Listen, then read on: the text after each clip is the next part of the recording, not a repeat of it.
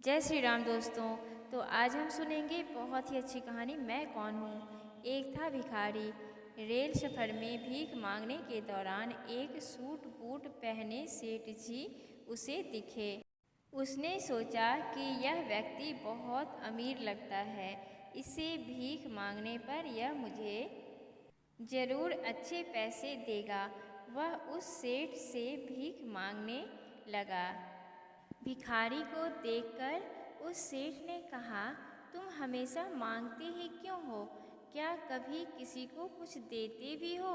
भिखारी बोला, साहब मैं तो भिखारी हूँ, हमेशा लोगों से ही मांगता रहता हूँ। मेरी इतनी औकात कहाँ कि मैं किसी और को कुछ दे सकूँ। सेठ, जब किसी को कुछ दे नहीं सकते हो तो तुम्हें मांगने का भी कोई हक नहीं है। मैं एक व्यापारी हूँ और लेन देन में ही विश्वास करता हूँ। अगर तुम्हारे पास मुझे कुछ देने को हो तभी मैं बदले में कुछ दे सकता हूँ। तभी वह स्टेशन आ गया जहाँ पर उस सेठ को उतरना था। वह ट्रेन से उतरा और चला गया। इधर भिखारी सेठ की कही गई बात के बारे में सोचने लगा। सेठ के द्वारा कही गई बात उस भिखारी के दिल में उतर गई। वह सोचने लगा कि शायद मुझे भीख में अधिक पैसा इसलिए नहीं मिलता है क्योंकि मैं उसके बदले में किसी को कुछ दे नहीं पाता हूँ। लेकिन मैं तो भिखारी हूँ, किसी को कुछ देने के लायक भी नहीं हूँ। लेकिन कब तक मैं लोगों को बिना कुछ दिए केवल मांगता ही रहूँगा। बहुत सोचने के बाद भिखारी ने निर्णय किया कि जो भी व्यक्ति उसे भीख देगा तो उसके बदले में वह भी उस व्यक्ति को कुछ ज़रूर देगा। लेकिन अब उसके दिमाग में यह प्रश्न चल रहा था कि वह खुद भिखारी है तो भीख के बदले में वो दूसरों को क्या दे सकता है। इस बात को सोचते हुए दिन भर गुजर गया, लेकिन उसे अपने प्रश्नों का कोई उत्तर नहीं मिला। दूसरे दिन जब वह स्टेशन के पास बैठा हुआ था तभी उसकी नज़र कुछ फूलों पर पड़ी जो स्टेशन के आसपास के पौधों पर खिल रहे थे। उसने सोचा, क्यों न मैं लोगों को भीख के बदले कुछ फूल दे दिया करूं। उसको अपना यह विचार अच्छा लगा और उसने वहां से कुछ फूल तोड़ लिए। वह ट्रेन में भीख मांगने पहुंचा। जब भी कोई उसे भीख देता तो उसके बदले में वह भीख देने वाले को कुछ फूल दे देता। उन फूलों को लोग खुश होकर अपने पास रख लेते थे।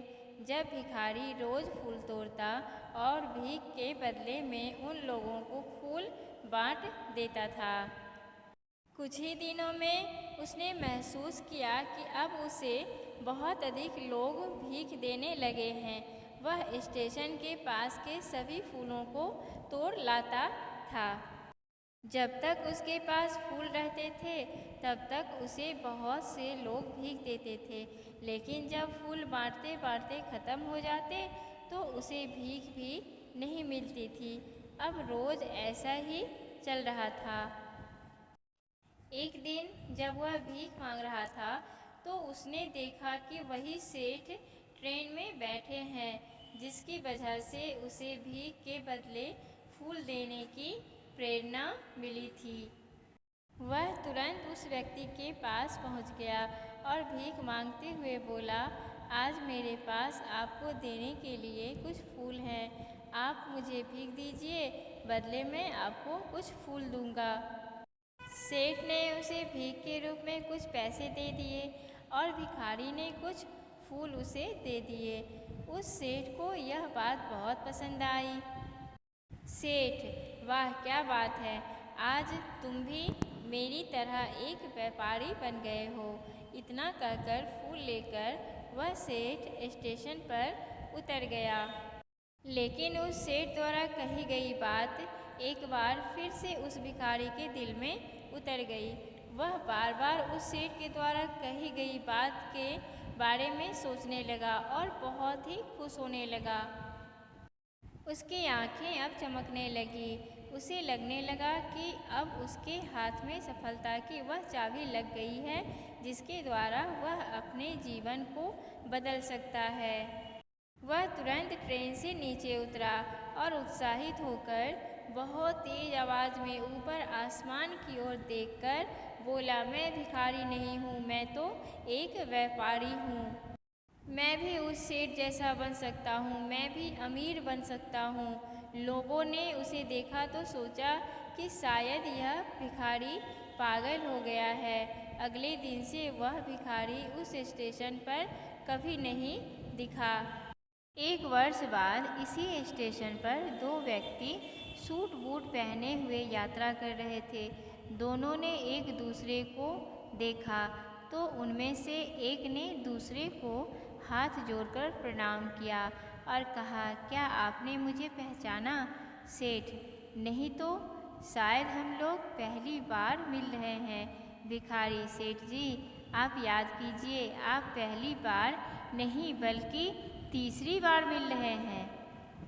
सेठ, मुझे याद नहीं आ रहा, वैसे हम पहले 2 बार कब मिले थे? अब पहला व्यक्ति मुस्कुराया और बोला, हम पहले भी 2 बार इसी ट्रेन में मिले थे।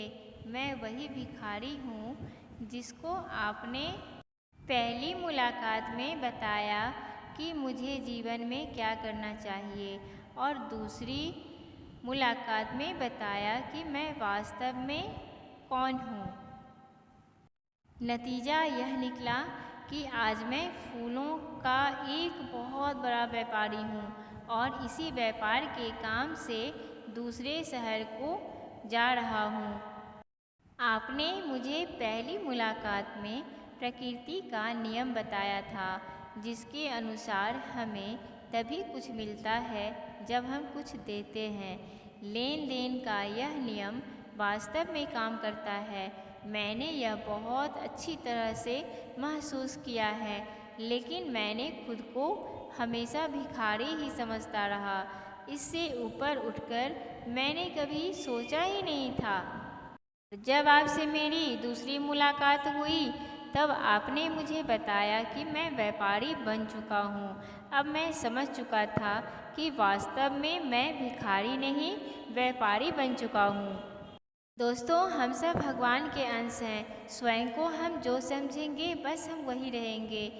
अर्थात भिखारी ने स्वयं को भिखारी समझ लिया था, वह भिखारी ही रहा। उसने स्वयं को व्यापारी मान लिया, व्यापारी बन गया। जिस दिन हम समझ लेंगे कि मैं कौन हूँ, अर्थात मैं भगवान का अंश हूँ। धन्यवाद।